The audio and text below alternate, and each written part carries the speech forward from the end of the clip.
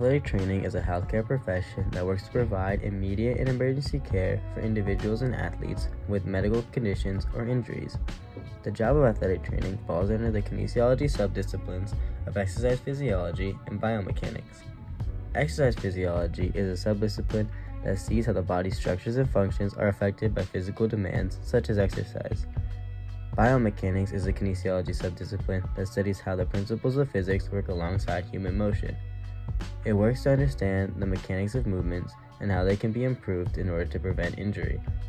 This particular career path interests me because sports have always been a part of my life, and I want to continue to contribute to the world of sports even when my playing days are over.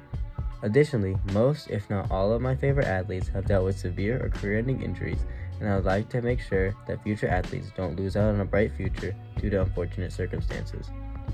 The job of an athletic trainer is to help prevent, diagnose, and treat muscle or bone-related injuries or illnesses. Athletic trainers work with people of all ages and skill levels, from young children to soldiers and professional athletes. They are often one of the first healthcare providers on the scene when an injury occurs and work under the direction of a licensed physician to discuss treatment and recovery plans. They typically provide aid by applying protective or injury preventative devices such as tape, bandages, and braces. They also plan and carry out rehabilitation programs for injured individuals and implement future programs to prevent injuries from going forward. In 2024, athletic trainers held about 34,000 jobs, and their largest employers came from educational services looking to provide others with instruction or training in a given field. Athletic trainers may find themselves working outside on sports fields and job sites in all types of weather conditions. Most work full-time and may have to travel with their organization if requested.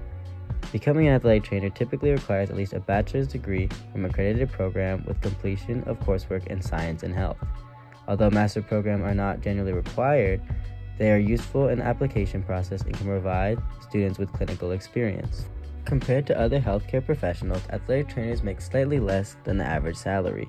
Most healthcare practitioners make about $63,000 annually, while on average, athletic trainers make just above $60,000 a year. However, in some extreme cases, the lowest earning athletic trainer can make only $45,000 a year, while on the higher end, they can make $84,000 annually.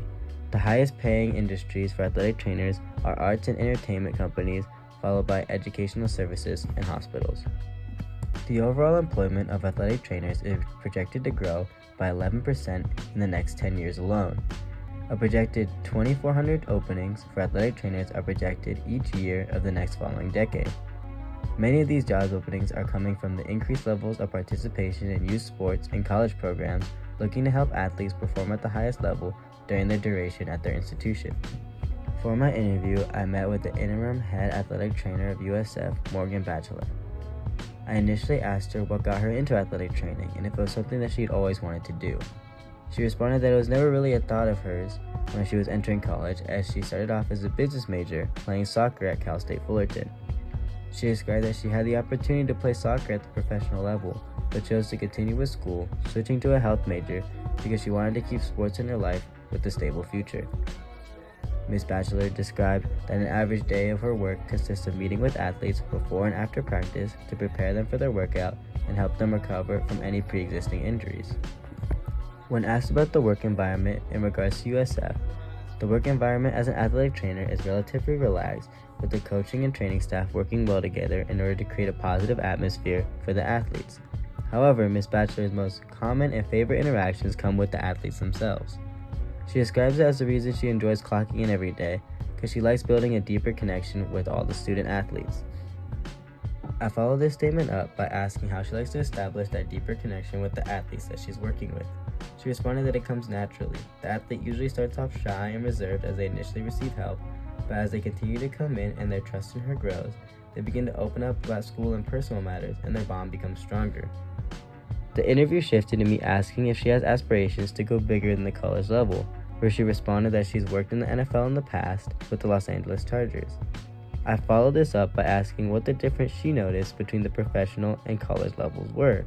She responded that if she was being completely honest, both levels were relatively the same in workload. The only difference that she noted was that she put more pressure on herself while working with the professionals because she knew she was ultimately dealing with someone's career.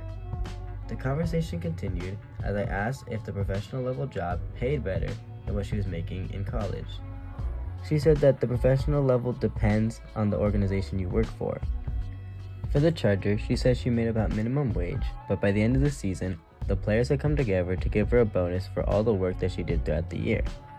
She did not specifically say how much she's making currently at USF, but she said she would not recommend becoming an athletic trainer if you're in it for the money. I finished out the interview by asking if a fresh out of college graduate was looking into getting into athletic training, what advice would she give them? She responded by saying to make sure it's something that you really want to do.